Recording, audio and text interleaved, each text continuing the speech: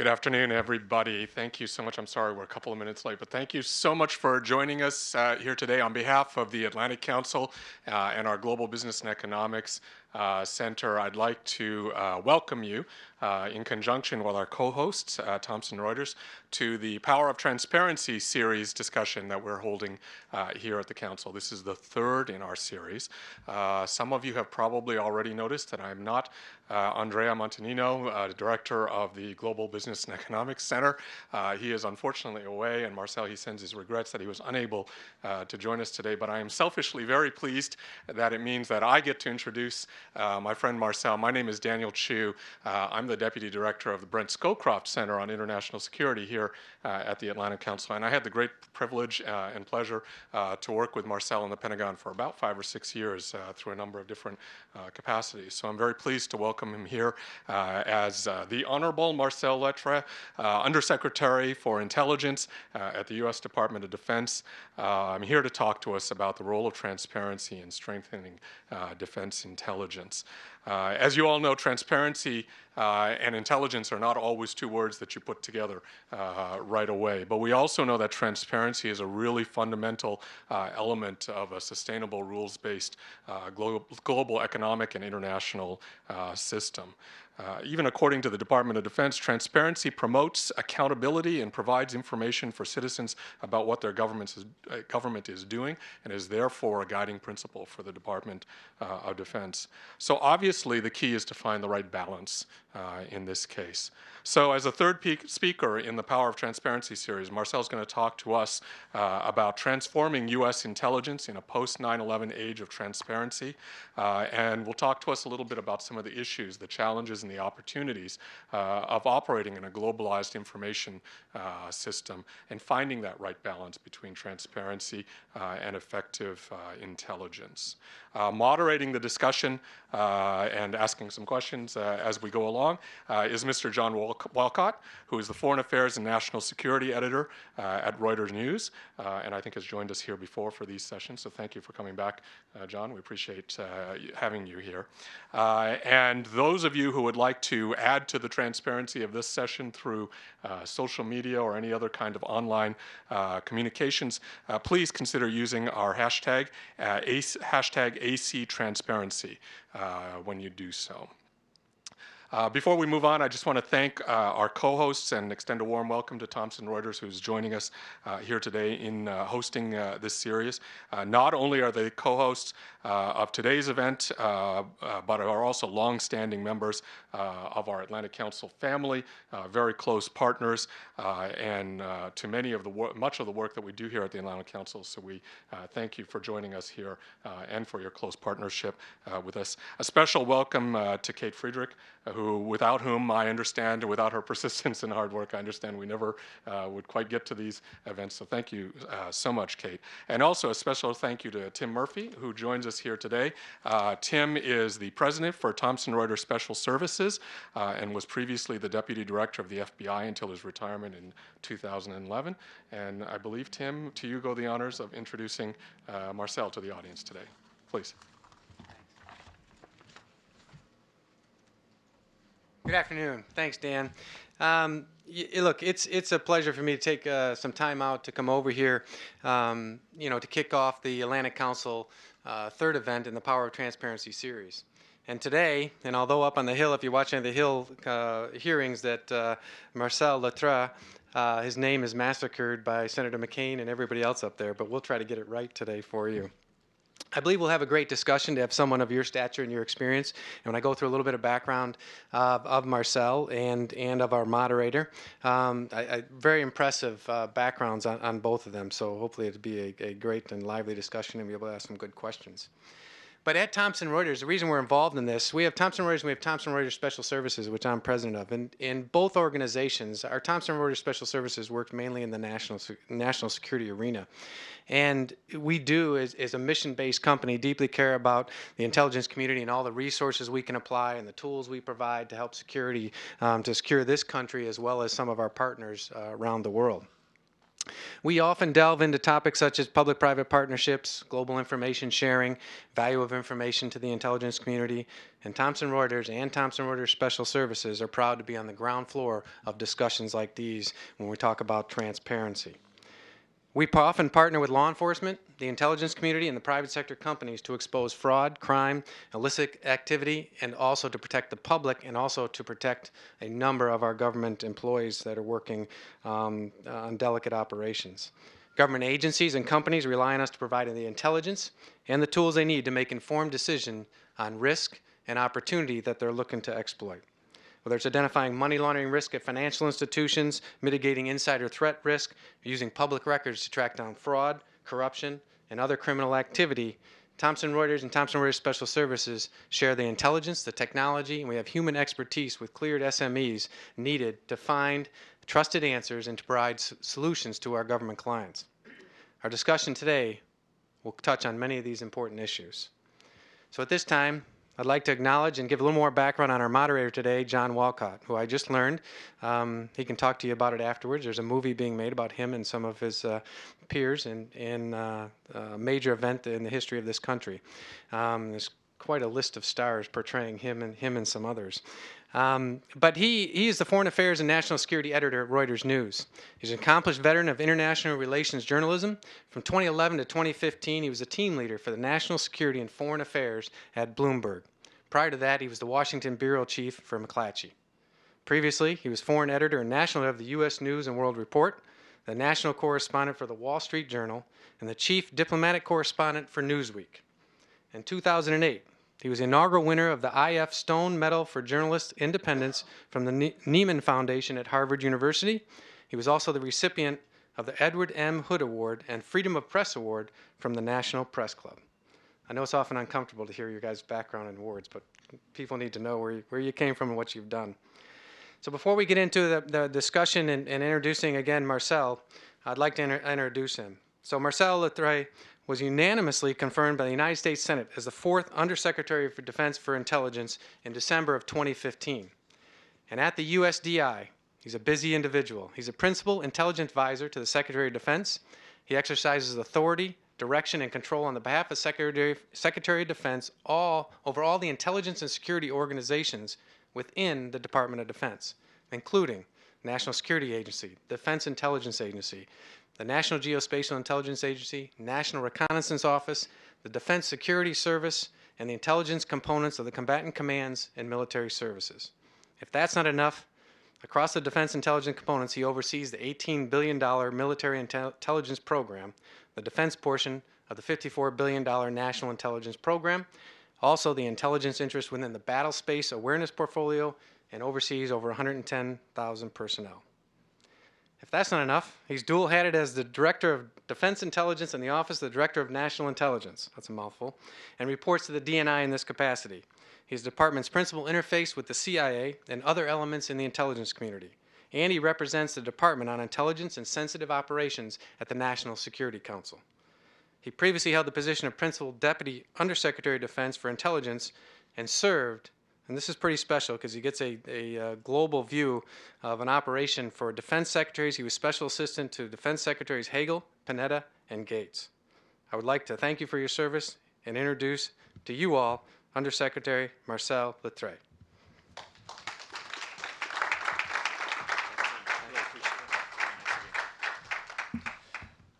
Thanks a lot, Tim. Good afternoon, everybody. Just a few quick thank yous at the beginning here. First, thanks to Dan Chu for kicking things off. As Dan mentioned, we had 5+ years working together at the Pentagon, and it was a really interesting set of strategic challenges that we worked on together, and it's great to see you contributing from here. Tim, thank you for the introduction as well. I also want to acknowledge and honor the leadership of Secretary and Senator Chuck Hagel, now re-affiliated with the Atlantic Council, but was called into service several years ago from here, leading the Atlantic Council into the administration as Secretary of Defense, and really want to honor and thank him for his leadership there, and then back here at the Council as a distinguished statesman with the Scowcroft Center. And to thank John Walcott for moderating later today. Look forward to the Q&A and the discussion. Finally, I want to thank the Atlantic Council generally and the Global Business and Economics Program for putting together the Power of Transparency series here, which I think is an important contribution to the debate around this town. As others mentioned, I understand I'm the third speaker in the series. Earlier this year, Danny Glazer, the Assistant Secretary of the Treasury for Terrorist Financing, talked about fighting corruption and illicit activity in financial systems. Catherine Novelli, Undersecretary for Economic Growth, Energy, and the Environment at the State Department, talked about how transparency can spur global prosperity and sustainable economic opportunities. In my view, transparency can be a powerful lever for ensuring progress in these critically important policy areas, in law enforcement, in anti-corruption, and in growing the economy. And so today, what I'll try to do is to speak to how transparency has been transformative in another interesting and important policy and operational area, that is intelligence, and how I see the power of transparency applied in what I would say are two broad themes: transparency into intelligence and transparency within intelligence. Let me explain what I mean by both of these. First, transparency into intelligence. This has traditionally been seen as oversight, and it has changed dramatically over the last 15 years. Over the last several days, we've all been remembering the events of September the 11th, 2001, 15 years ago. I myself have been thinking about my own journey since then. On 9/11, I was working in Manhattan and experienced those events quite directly. The events of that day motivated me into public service. In the months to follow, moving here to Washington to work counterterrorism and intelligence issues, first on the House Intelligence Committee, and then for the Senate Majority Leader, before eventually moving to the Pentagon, where I've served since 2009. Now, it's unlikely that 15 years ago, as an intelligence community leader, I would have been here speaking at an event series on the power of transparency, or in other public venues in range of C-SPAN and YouTube. In fact, we had to move the timing of this event today, and I apologize for that, by the way, because of a late-breaking request from Capitol Hill for the director of the National Security Agency and me to testify this morning in a public hearing about encryption and cyber hacking. As we know, the government didn't acknowledge the existence of NSA for several decades, and I have to say it gave me some pause today, with the television cameras rolling for the world to tune in, to talk about how our intelligence collection capabilities are potentially set back by ubiquitous encryption and cyber hacking tools in the hands of nefarious actors and adversaries. What this means is really pretty straightforward. It's that the landscape of our society, our government, and our technological tools have changed in those 15 years since 9/11. And with those changes, our expectations for transparency into the operations and performance of our government, including in intelligence.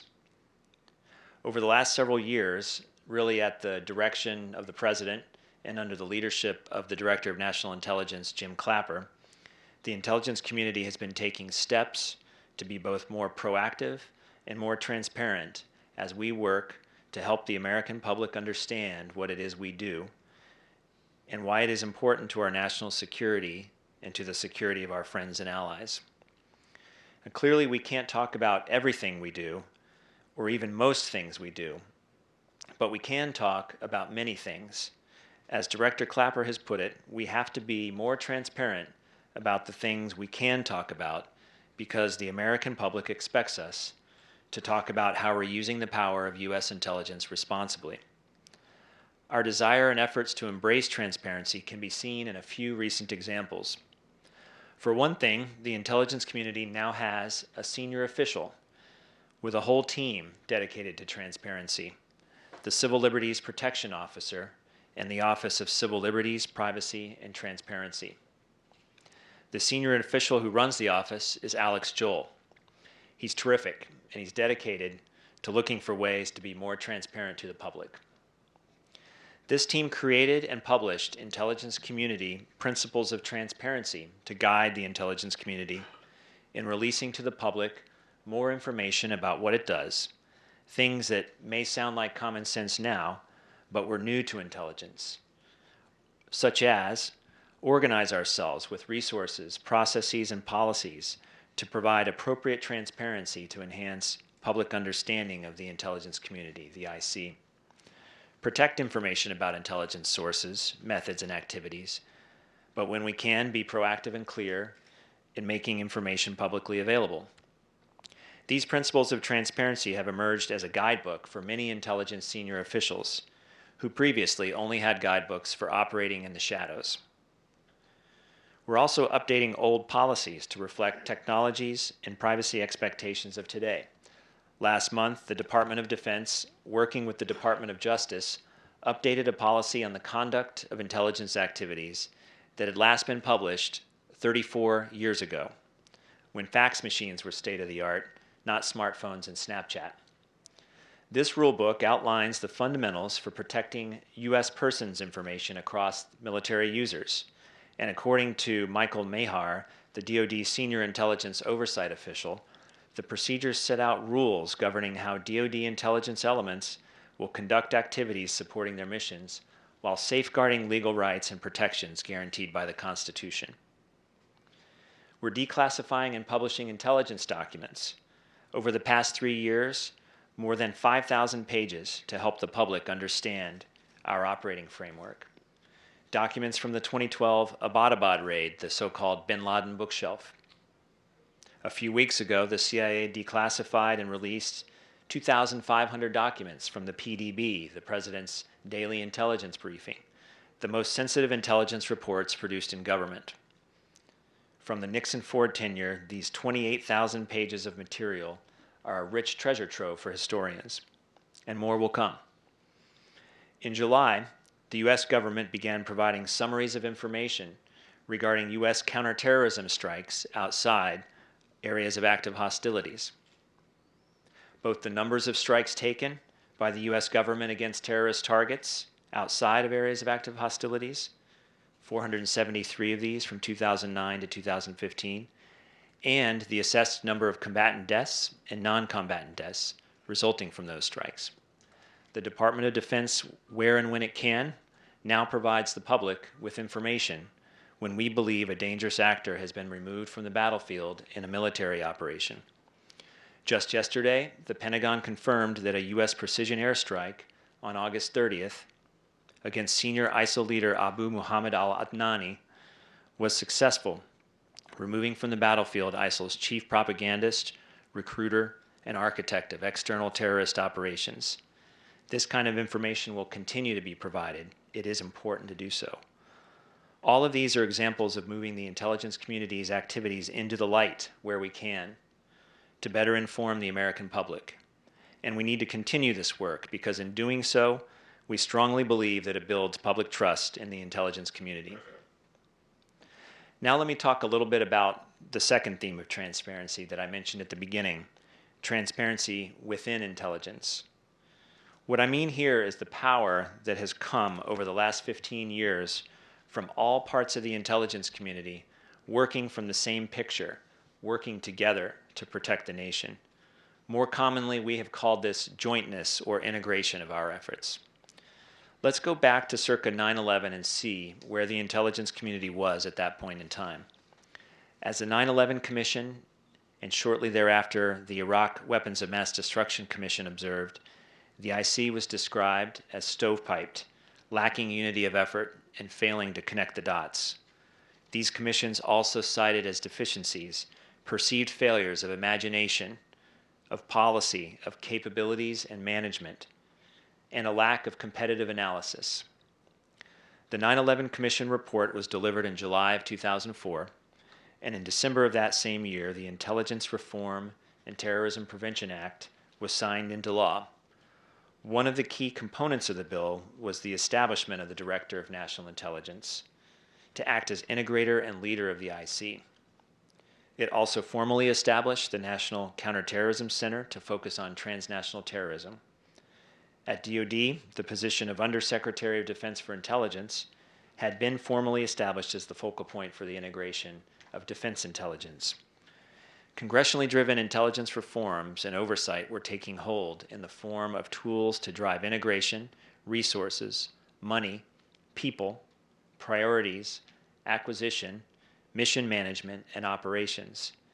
These reforms drove integrated efforts across the 17 agencies of the U.S. intelligence community, finally allowing the whole to be greater than the sum of the parts in a number of ways.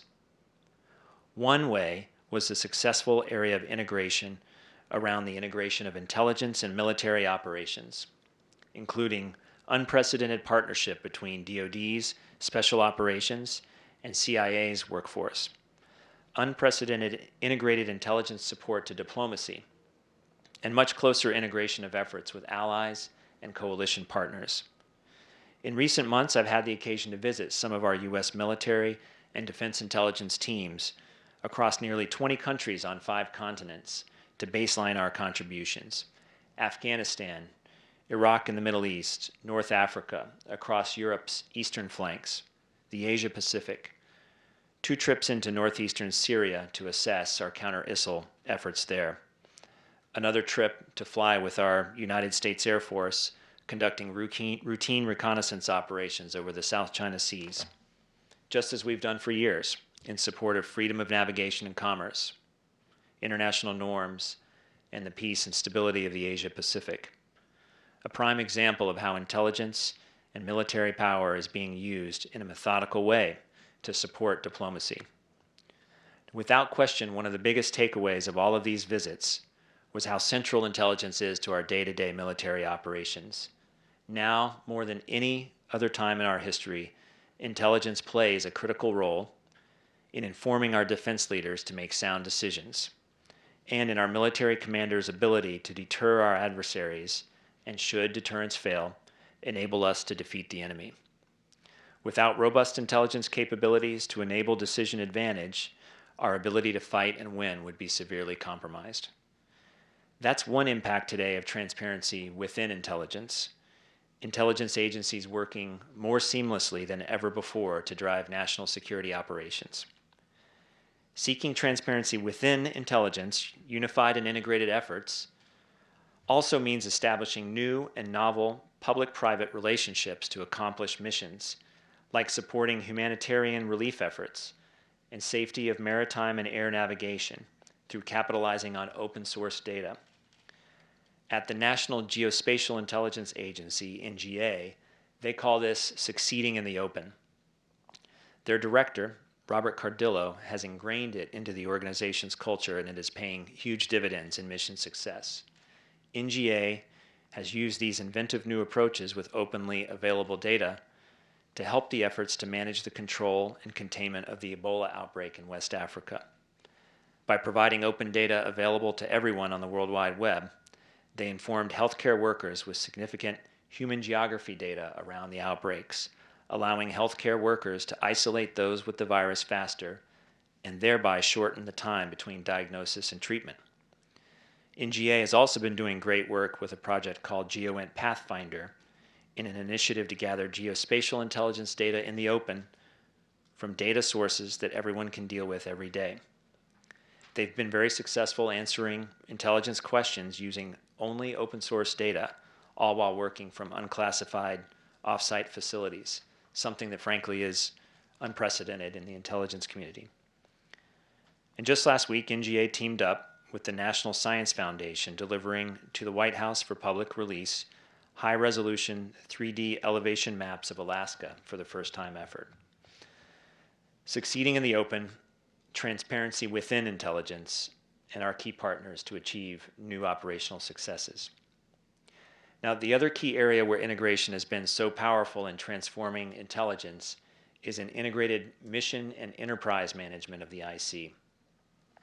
We now pursue integrated intelligence strategies and are moving toward mission-centric organizations. More than ever before, intelligence community organizations jointly develop and acquire key new capabilities, satellites, and other systems. CIA and DoD collaborate closely on training their new human intelligence officers. We're harnessing the power of open data layers as part of the modernization of the intelligence community's information technology architecture, putting in place a new model for delivering IT services as an enterprise, with each major organization in the community contributing a key part of the architecture. the cloud data hosting, the desktops, the apps, and other key aspects. As this evolution is underway, it creates new possibilities for collaboration and integration and how we bring the power of the data to bear in the top secret architecture. Each agency's data can be made available to analysts in secure clouds with all the appropriate checks and balances to tip and queue across multiple streams of information and to gain deeper insights more quickly about threats and challenges we face. All of these initiatives to bring transparency into and transparency within the IC have helped transform U.S. intelligence since 9/11, making us far more effective in delivering value to intelligence consumers from the president to the warfighter. We've gained great advantages in securing our nation as a result. However, as competitors and adversaries learn and adapt, they seek to undermine these U.S. advantages or, as fast followers, replicate it. And so this offsetting set of advantages that we have enjoyed is fragile and at risk of being eroded in the years ahead. Our ability to rapidly adapt to change, technologically, organizationally, and culturally, will mean the difference between success and failure in our endeavor to transform. We will need to seek broad-based strategic advantage through new approaches, including continuing to operate with transparency where we can, with openness to new ideas, new technologies, and new approaches. So hopefully these prepared opening comments give you a little bit to reflect upon as a starting point. I know John is probably anxious to get to questions and a discussion, so I'll stop here for now. But I'll just say at the outset, thanks for allowing me this opportunity to have a chance to get out of the Pentagon, number one, but number two, to be able to sit down and have what I know will be a good discussion with you all as we get into the moderated questions. Thank you very much.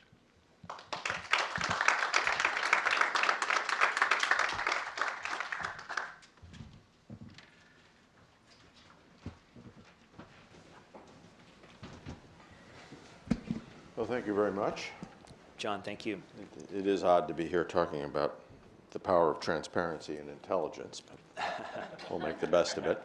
But before I get started, I'm going to launch 3 preemptive strikes. First of all, I'm not at liberty to discuss exactly what Thomson Reuters Special Services is, as suggestive as that title may be. Second preemptive strike, Tim very kindly made reference to the movie. The answer to the question that some of you may ask is Alec Baldwin. And third and most important, not my decision. Third and most important, I am not going to ask, and I would ask you to please refrain from asking questions about the current presidential election or politics, because as we all know, government officials are not at liberty to discuss candidates for office, questions that involve the electoral process in any kind of specific terms. So I think we all need to respect that, and as well as Marcel said, the boundaries between what should be public and what cannot be made public.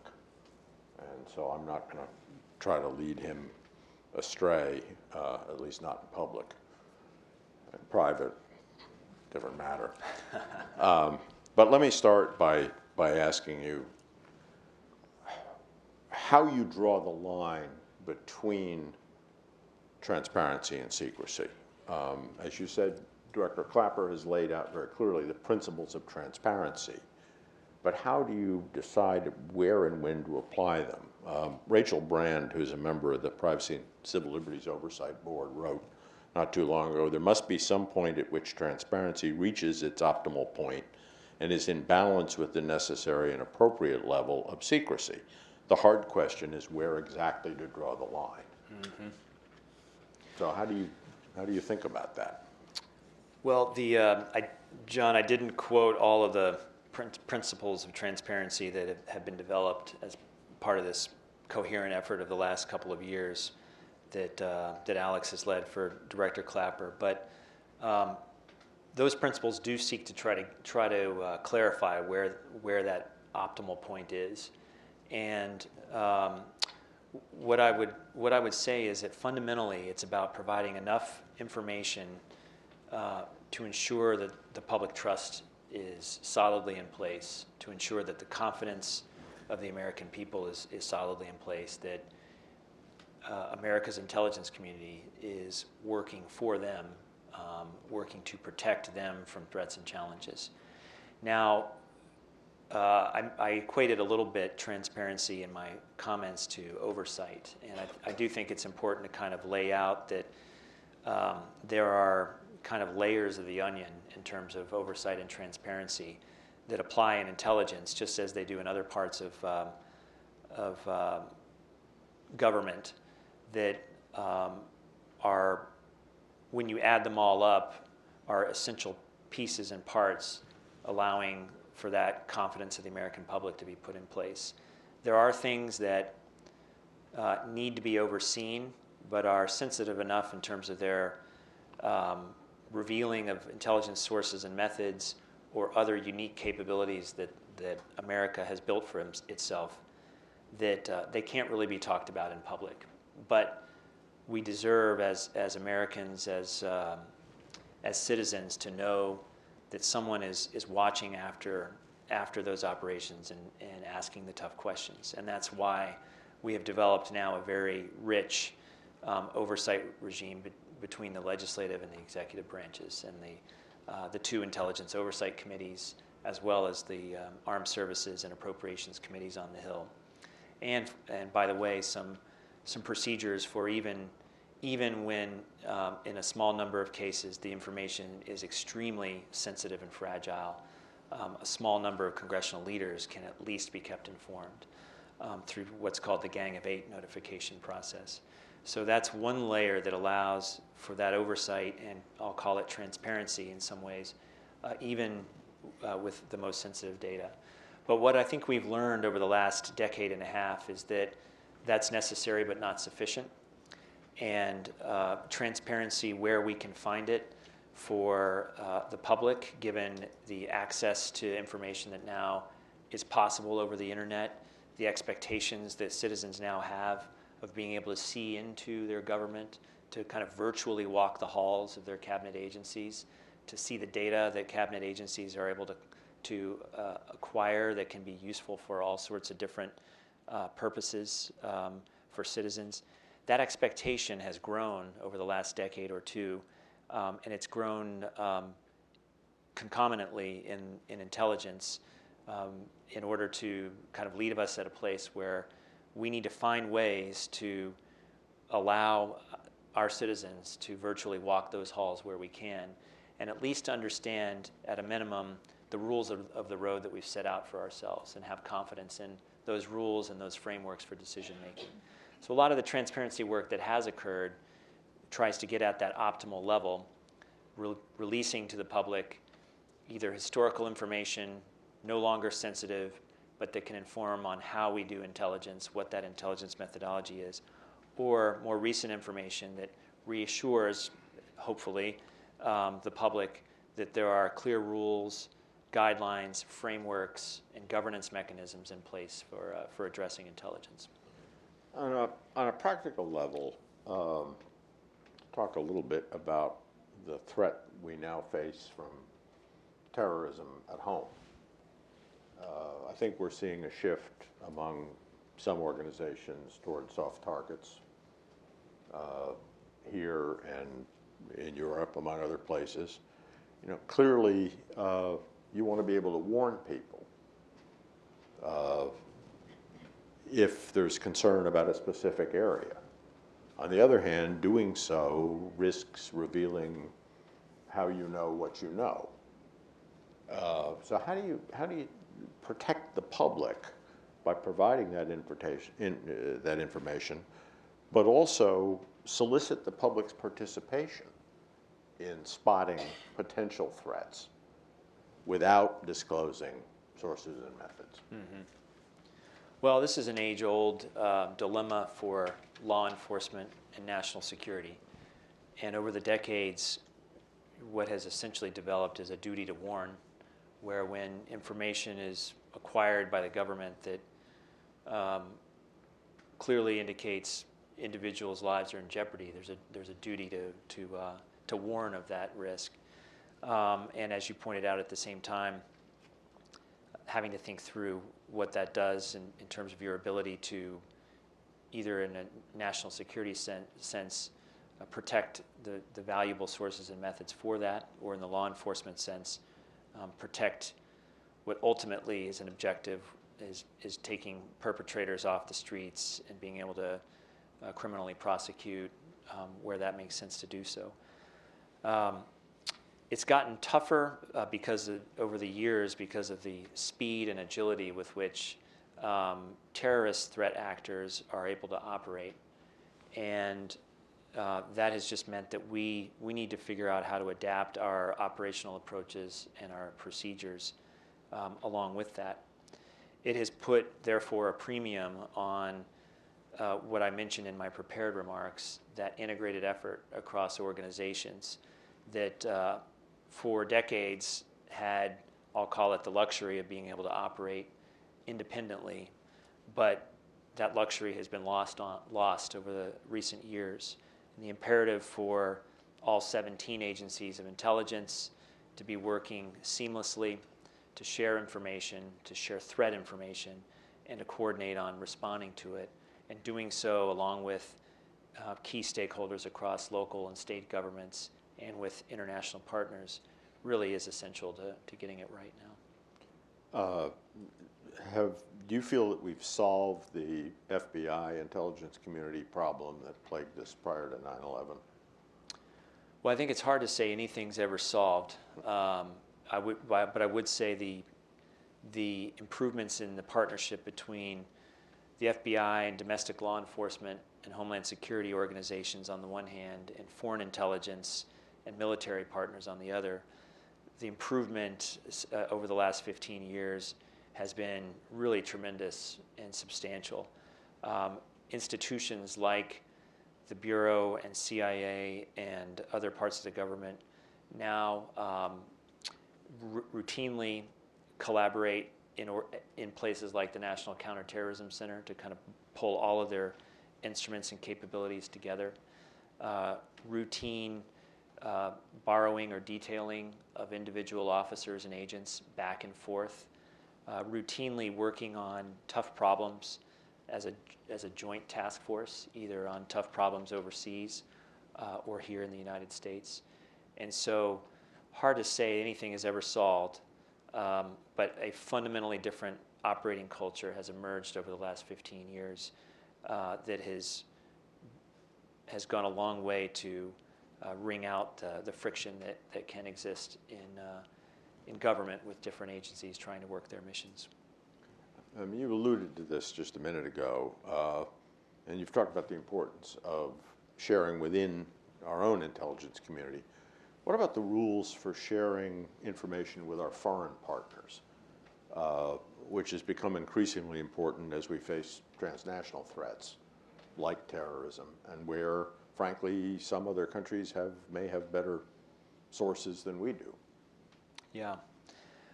When you think about sharing internationally, there are really three levels to that.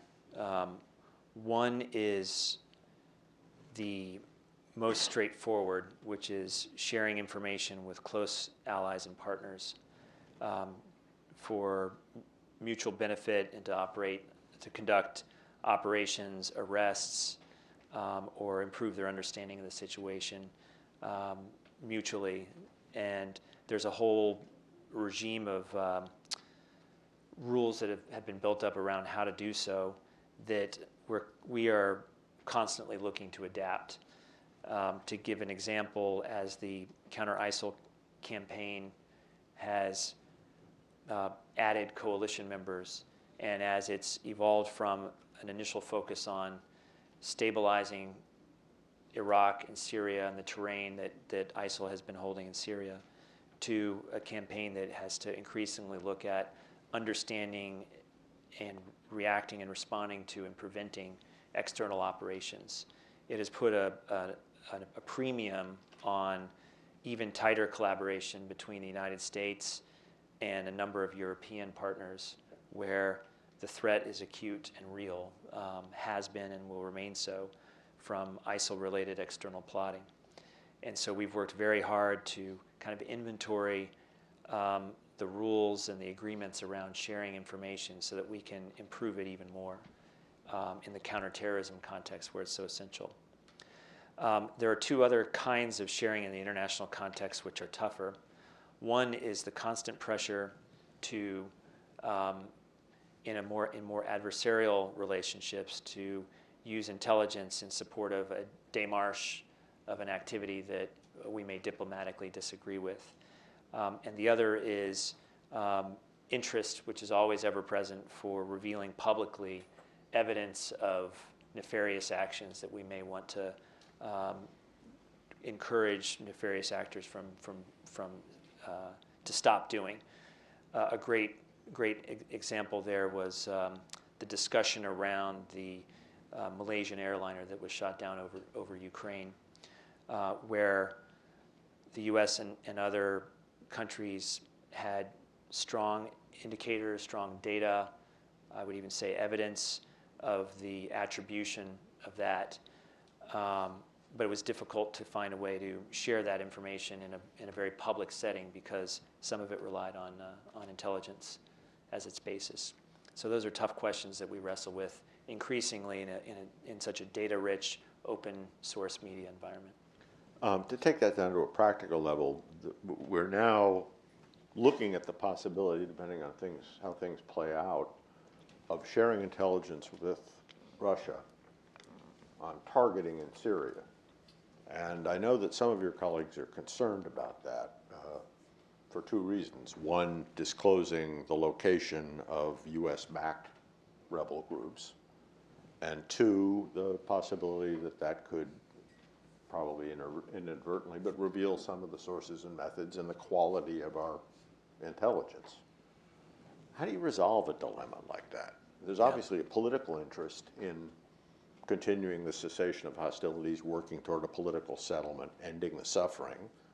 But there is concern in the intelligence community, I know, about sharing anything with the Russians.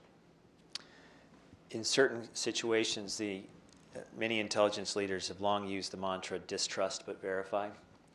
And not trust but verify, but distrust but verify. And I think that can apply a little bit in this case. The intelligence community, the Department of Defense, are strongly on board with supporting the new agreement and a new arrangement that's been put in place, as long as the various steps that have been agreed to carry forward the cessation of hostilities play out as we expect they should.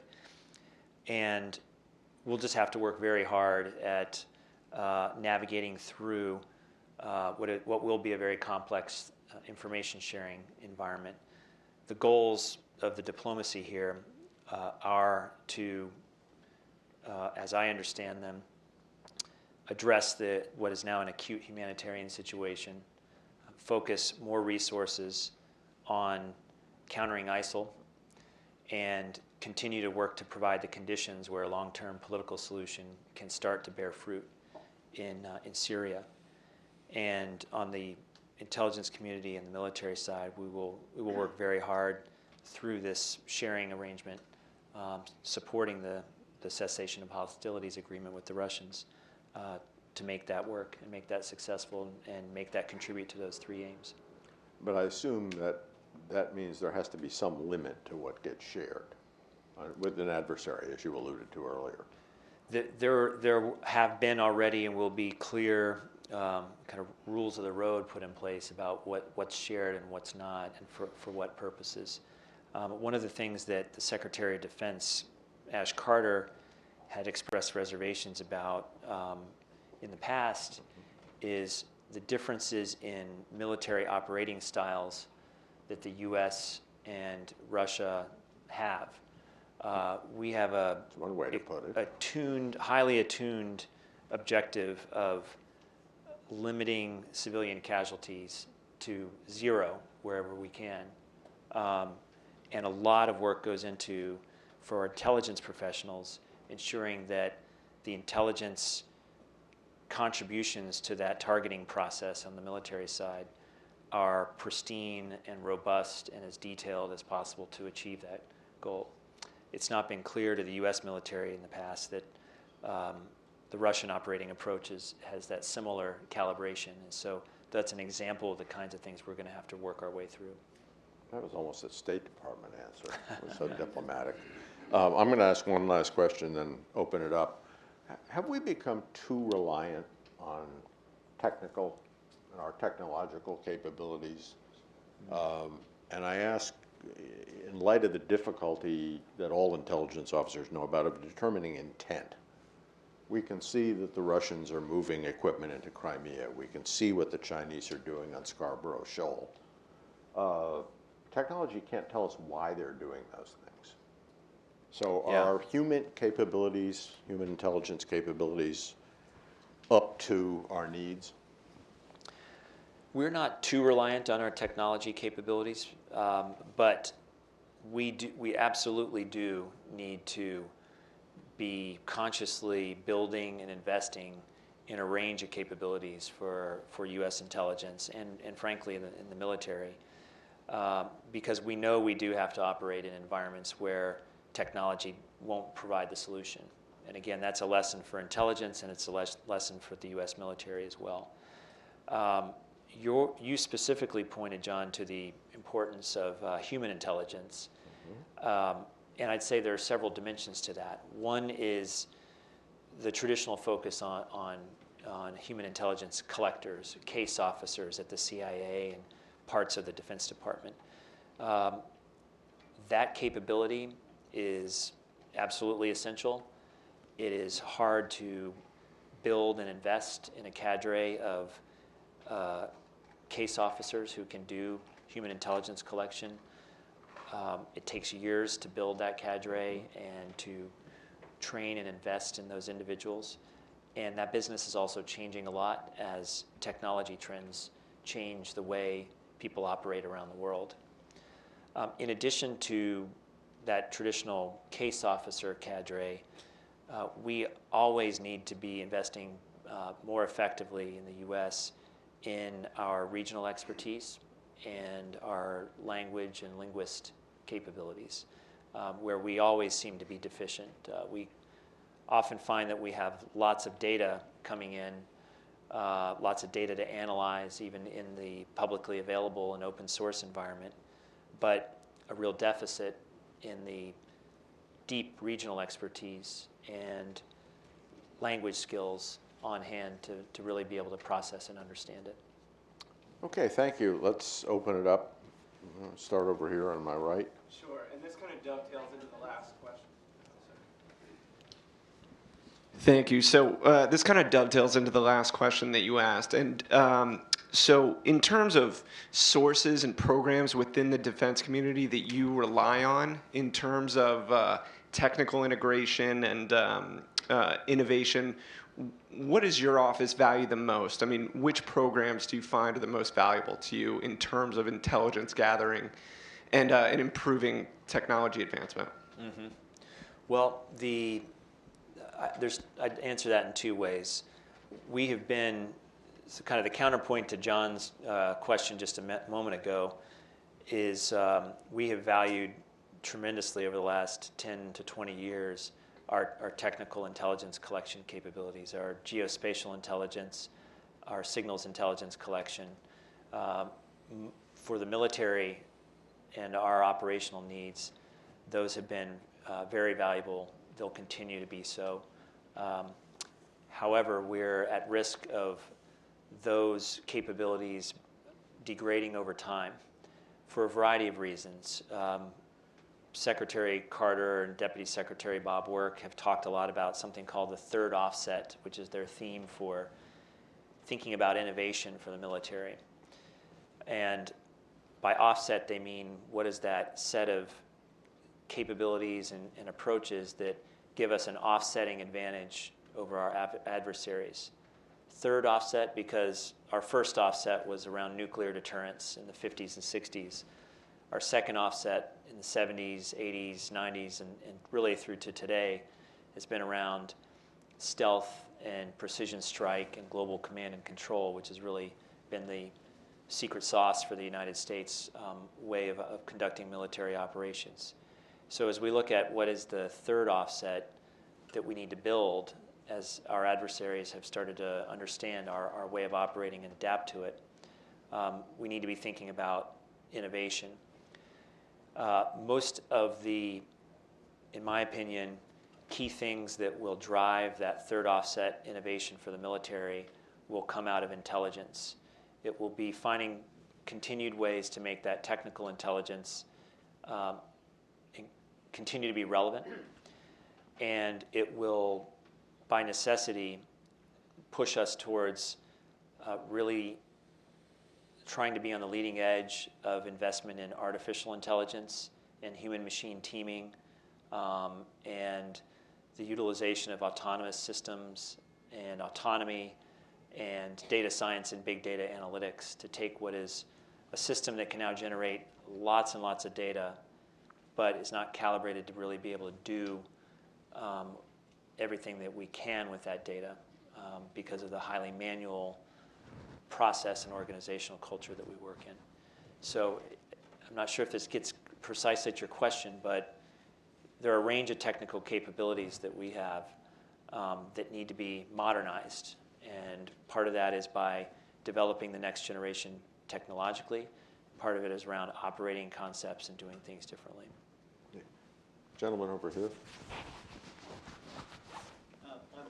The Atlantic Council. Mr. Secretary, thank you for joining us today. My question arises from Ash Carter's 4+1 threat matrix that we need to be able to deter and, if necessary, defeat Russia, China, Iran, North Korea, and, of course, the Islamic State. As you know, the U.S. Army has said its first priority publicly is to defeat and to deter and defeat, if necessary, Russia. I think it's highly unwise for the services to be declaring publicly an enemy, Russia, China, or Iran, but certainly in the case of the Islamic State, who we are fighting, that's fair game. So what do you think it takes to deter and, if necessary, defeat the Islamic State when many of the causes arise from failed governments in Iraq, Afghanistan, Syria, and Libya? And more importantly, how do we know when we win? Yeah.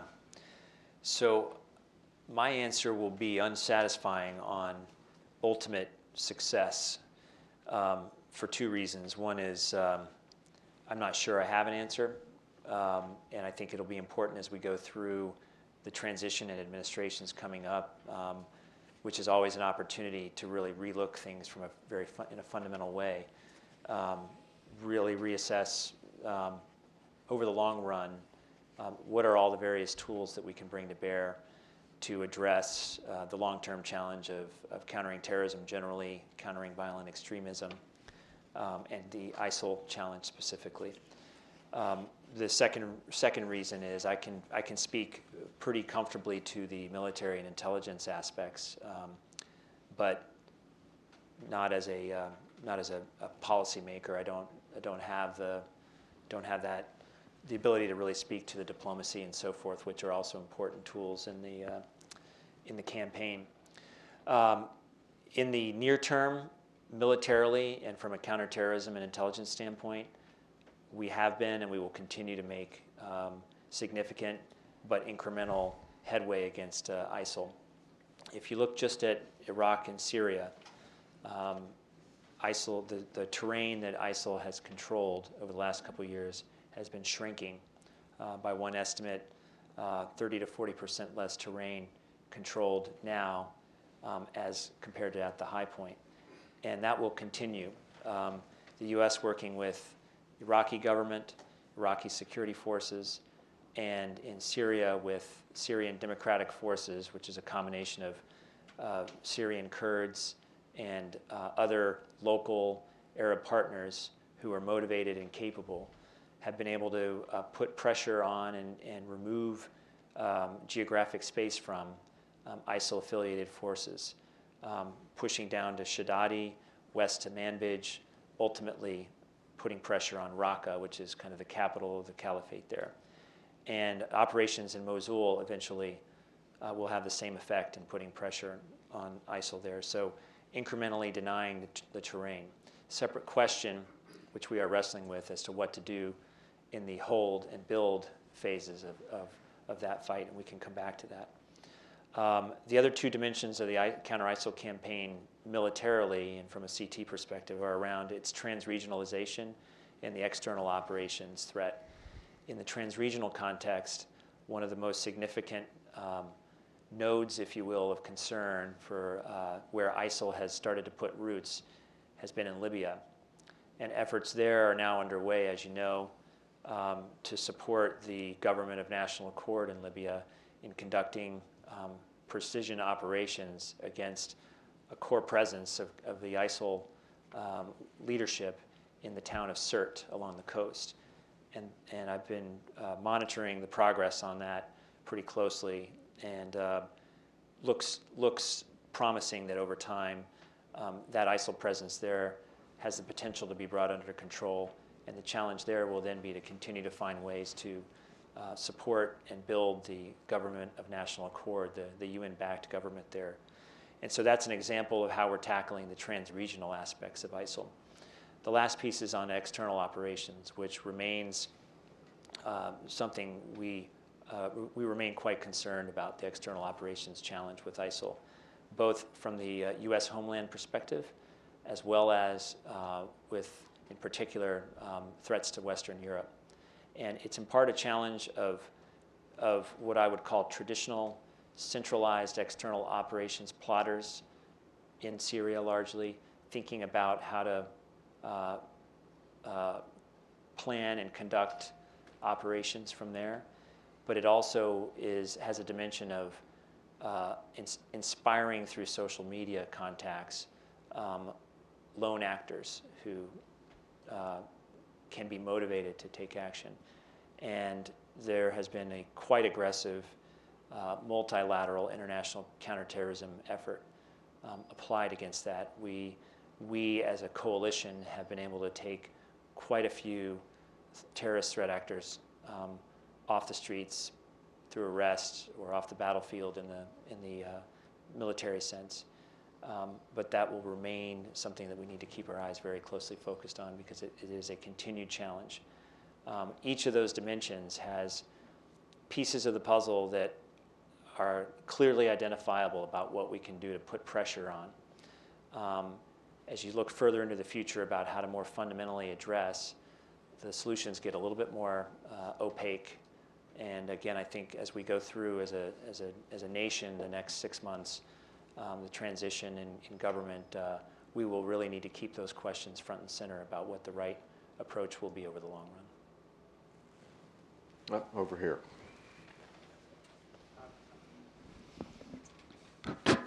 Colin Agent with Army Intelligence with you in the Pentagon.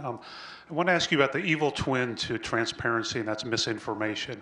And I would cite as examples the Russians in the Ukraine and gray zone operations, ISIS propaganda, which we have to acknowledge is pretty effective with their target audience and some of the people that they would recruit, and even perhaps less nefariously, the urban legends that we think that the internet is going to democratize information, and yet it seems to propagate falsehoods.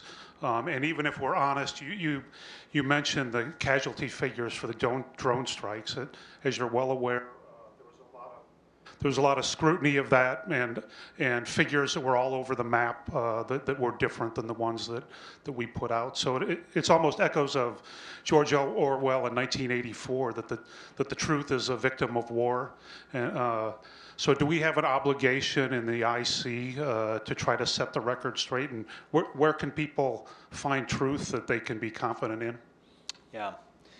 Well, two dimensions to that, and you mentioned the counterterrorism strikes is a great example of something that it took a long time to think through as a government, the various dimensions of how you could release information about counterterrorism operations when much of those operations is extremely sensitive operationally. And it has, to the credit of the leadership of the president and the DNI and other senior leaders, judgment has been made that in order to be able to have a reasoned debate about what the right policy and operational approaches are, and to combat misinformation or information that's not fully accurate or is only partial, that we need to be able to have those debates with credible data available. And so that has been a motivating factor, I think, for many of the IC's transparency initiatives, is to inject into the public domain information that will improve the quality of debate by having it be based on what the government believes to be accurate information. And in improving the quality of that debate, frankly, be able to maybe build consensus or rebuild consensus around the way forward in key policy areas. Slightly different answer, sort of second point around the international dimensions of kind of propaganda and so forth. I agree with you that from the U.S. point of view, we face regularly situations where other state actors are putting into the public domain, feeding into the media environment, information which is distorted or inaccurate or flat out wrong. And we will always be challenged to counter that on one level, because I think our society and our government's operating mode requires, expects accuracy as a culture and a tradition when it comes to government officials speaking in public. And so it will always be, it will always feel in the short run that truth will be outmatched by propaganda. But I was struck even just recently in having this kind of conversation with some foreign counterparts from allied countries, remarking over the last couple of years about kind of the dynamics as we face the hybrid warfare challenges with Russia, of how the sense was that over the long run, people kind of figure out what's real, what's truth, and what's not. That the propaganda and inaccurate information can only get you so far for so long, which was a reaffirmation that the truth shall set you free is really a strong comment. Now, that's not an argument for just sort of throwing your hands up and letting time pass. We need to be constantly looking for ways as a government and as a NATO alliance, NATO, 28 nations in NATO or in the EU and so forth. We need to be looking for ways to be able to aggressively wage the war of ideas. We need to be quicker and more agile about communicating what we believe to be the truth when faced with other actors who we don't think are doing the same thing. We have pursued within the U.S. government a number of different ways to try to do so. One most recently with one of our colleagues, a very talented guy from the Department of Defense, Michael Lumpkin, really helping to push forward with an effort to lead that kind of information communication from the State Department.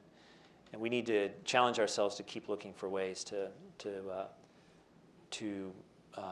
very agilely, quickly, and robustly enter in that strategic communication space. We're here. It might be a little bit far-fetched, but any comment on the movie Snowden? On the movie? Movie Snowden. Movie Snowden. As opposed to the real Snowden. No comment, really. I haven't seen it. Don't know the plot line. Recall that I recall that the movie JFK had a little bit of a different plot line than reality, and so I'll have to watch it at some point and get back to you. Not a dodge, but In the back.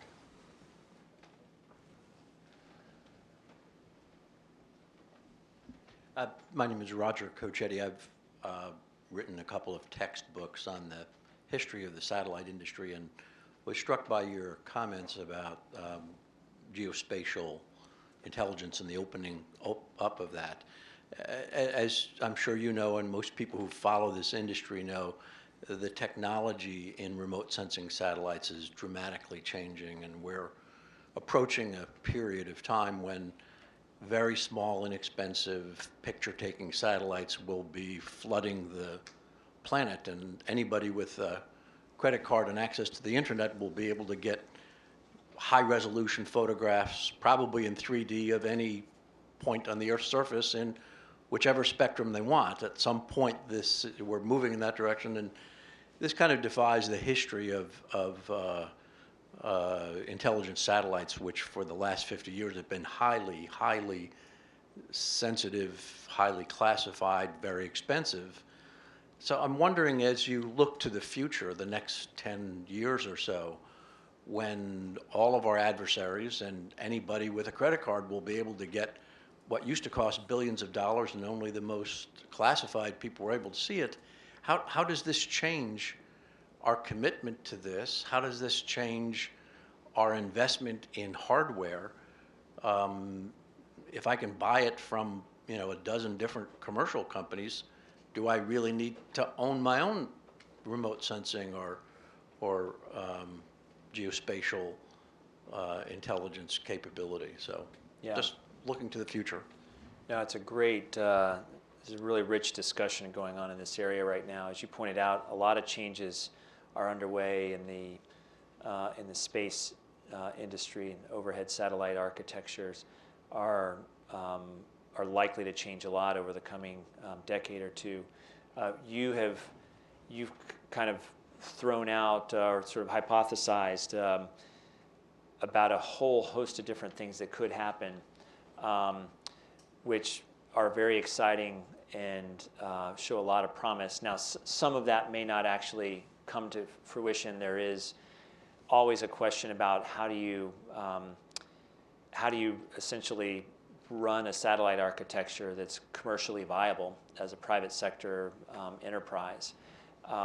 And that has tended to be difficult to do in the past. Seems like it's going to be, seems like the value proposition is really there going forward, but that still is, there's still some uncertainty associated with that. So the kind of blooming and renaissance in space, there's still some uncertainty around. That said, what exciting opportunities you can start to imagine for both government intelligence, but also not the intelligence parts of government, and the private sector, even individuals, to be able to harness information about the globe that maybe is now would eventually cost pennies on the dollar as compared to what it would cost to get imagery in the past. For government, I think one of the ways we're thinking about this is really a recognition that, as you pointed out, those highly capable, highly sensitive, exquisite platforms still are always going to be pretty expensive to do, and hard to imagine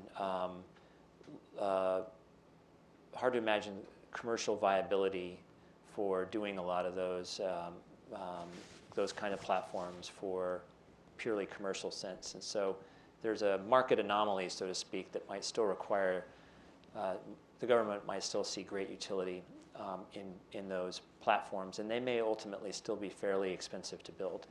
But that said, we do need to challenge ourselves as a U.S. government to really think through what all these other capabilities that are coming online for commercial purposes might yield in terms of interesting new ways to learn about the world.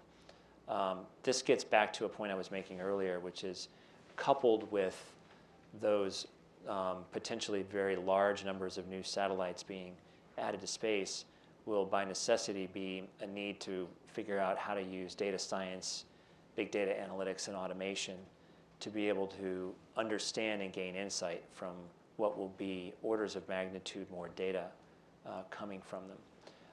So that ultimately we're not really asking to look at pictures and pixels, but asking for those satellites and those who run them to give us answers to questions. And so those are some fundamental changes that are occurring because of these trends over the next 10 or 15 years that I'm glad you are thinking about. We certainly we all need to be thinking about those. It's a key area for innovation going forward. I think we're about out of time, so I'm going to ask one more. You got your hand up first, so you win. Speaking of agility. My question, Alejandro Sanchez, I'm a writer for CIMSEC. My question is about intelligence sharing with US allies that carry out strategies that the US doesn't agree with. Moving away from terrorism, we can talk about drug trafficking. Countries like Honduras and Peru, US allies in Latin America, have recently introduced shoot-down laws, via which they will shoot down planes suspected of carrying drugs, namely cocaine, through Central America and South America. The US has either threatened or has suspended intelligence sharing with these governments because it doesn't agree with this strategy.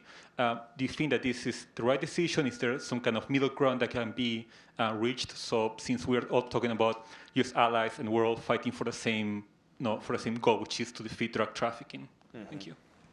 Well, intelligence, just like the military, ultimately are instruments of national power, and they're there to serve policy objectives of the United States government. And so, that's a very serious dynamic for intelligence. So as long as there are policies that shape what the U.S. government will do and how it will partner with allies and partners, and what kinds of actions the U.S. will or won't support that those partners may be taking on, intelligence, collaboration, and partnering, and information sharing will always be shaped by that, by necessity. So that's just kind of a fundamental piece of it. What we do, what we are always ready to do is to make sure that it's clear to policymakers from an analytic perspective in intelligence what the pros and cons might be, what other considerations might be at play as it relates to intelligence operational objectives, as well as just our understanding of the situation, and try to inform that policy discussion as much as possible. Last question. It's January 20th in the afternoon. Use your imaginations. You're briefing me. I'm the new president. And I'm going to ask you, what keeps you up at night? What do you worry about the most?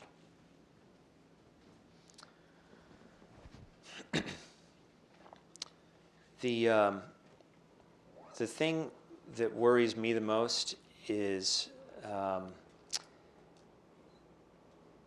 the crowding out of the big strategic questions by the day-to-day tactical grind, driven in part by the press of daily business and the immense amount of data available to policymakers.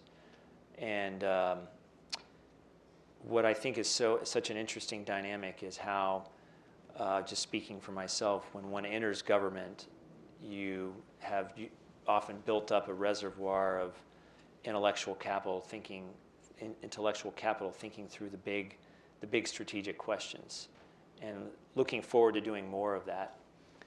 And you immediately encounter the urgent and the tactical, and lose the ability, without being very deliberate, to think about those big questions. We're in a very challenging geostrategic environment, one that Director of National Intelligence Jim Clapper has said is the most complex he's seen in 5 decades. And it requires finding ways to step back regularly at the broadest strategic level and think about the directions we're heading in. And we often just don't have that time and luxury without explicitly seeking it out. So that is really the biggest challenge. It almost keeps me up at night across a range of other areas. I know what you really probably wanted to hear. I mean, I think it's important to make that point, but what you really probably wanted to hear is which of those challenges across the geostrategic landscape are most concerning, and I'll speak to that as well. I do feel that 2 items tend to rise to the top of my list. One maybe is a little bit more on the top of my mind today than would otherwise be the case, but it's around cybersecurity. The other is around the relationship that Russia has with the rest of the world. These are both areas where we have had equilibriums in the past, perhaps you could say, and an equilibrium kind of eludes us right now. Questions of deterrence and what is the right level of deterrence, questions of what are the norms of international behavior that we expect to be operated around. Those are all a little bit in flux in those two issue areas, the role of Russia with the rest of the world and the cybersecurity challenge. And we will really need to continue to think our way through those because they're important strategic questions to get right for U.S. security. Thanks very much. If it matters to you, I actually found the first part of your answer more interesting than the second part, and if it's any comfort to you, I have exactly the same problem. The tactical and the opportunistic drives out the strategic minute to minute every day in the news business. So absolutely. Thanks so much. Thank you, John, and thank you all for making the time.